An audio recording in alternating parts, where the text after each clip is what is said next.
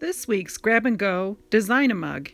You'll have the mug, toothpick, and nail polish. You'll just need to grab a tub that you'll be able to dunk your mug into. Shake the nail polish so that the nail polish is completely blended. Fill a Tupperware container or Gladware container or even a baking pan with warm to hot water. This will be important as the nail polish would dry if it was in cold water. Open the nail polish and drop a couple of drops on the surface.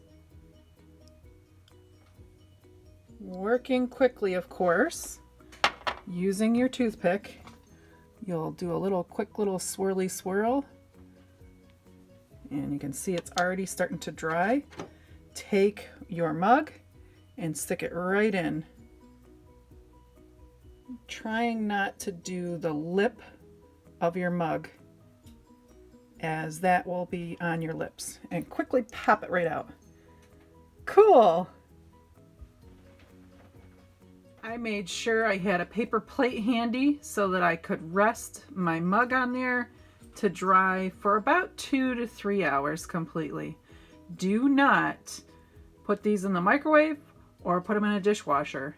You'll want to hand wash these mugs as they will chip off easily otherwise. The cool thing about this is now I have my own very cool kind of watercolor designed mug, and it's something that I'm gonna really treasure during these cold winter months with hot cocoa.